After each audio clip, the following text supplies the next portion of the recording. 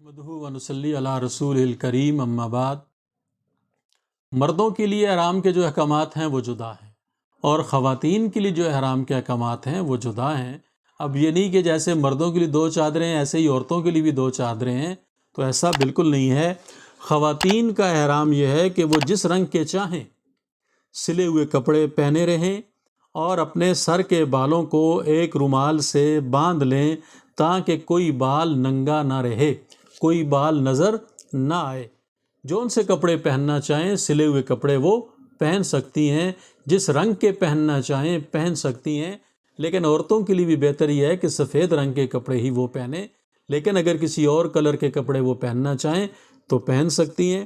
ہاں، یہ احتیاط کریں کہ سر کے بالوں کو ایک رومال سے باندھ لیں کہ سر کے بال ننگے نہ ہوں، سر کے بال جو ہیں وہ نظر نہ آئیں۔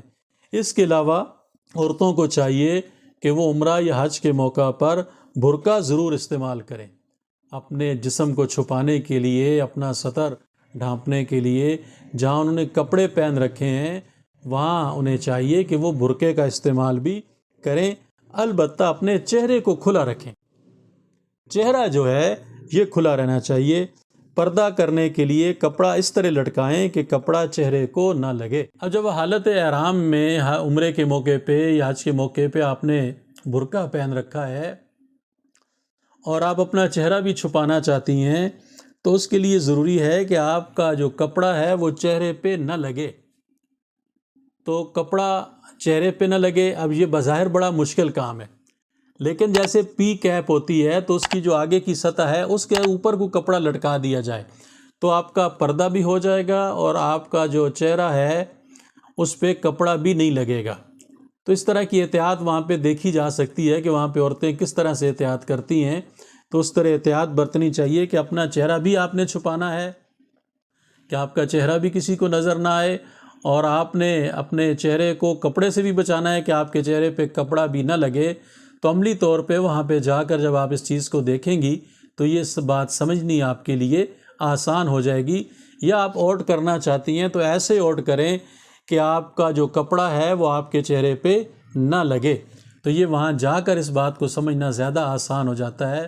آپ دوسروں کو دیکھیں گی کہ وہ کیسے اپنے چہرے کا پردہ کرتی ہیں تو ویسے ہی آپ بھی پردہ کر لیں گی۔ اکثر خواتین سر کے اوپر لپیٹے گئے رومال کو ہی احرام سمجھتی ہیں اور اسے کسی حال میں بھی نہیں اتارتی، حتیٰ کہ وضو کرتے وقت بجائے سر پر مسح کرنے کے اس رومال کے اوپر ہی مسح کر لیتی ہیں۔ حالانکہ رومال پر مسح کرنے سے وضو نہیں ہوتا، کیونکہ سر پر مسح کرنا فرض ہے، اور جب وضو ہی نہیں ہوا تو نہ نماز ہوگی اور نہ ہی طواف۔ اس لیے خواتین کو چاہیے کہ وہ وضو کرتے وقت اس رومال کو کھول کر بالوں پر مسح کریں اور پھر دوبارہ اس رومال کو باندھ لیں۔ اس رومال کے اتارنے اور کھولنے سے احرام پر کوئی اثر نہیں پڑتا۔ تو عورتوں کے لیے یہ سہولت اور یہ آسانی ہے کہ انہوں نے جو کپڑے پہن رکھے ہیں وہ کپڑے ہی ان کے لیے احرام ہیں۔ ہاں، یہ احتیاط کریں کہ سر کے بالوں کو چھپا کے رکھیں، سر کے اوپر کوئی ایسا کپڑا باندھ لیں کہ اس سے ان کے بال ننگے نہ ہوں، بال کسی کو نظر نہ آئیں۔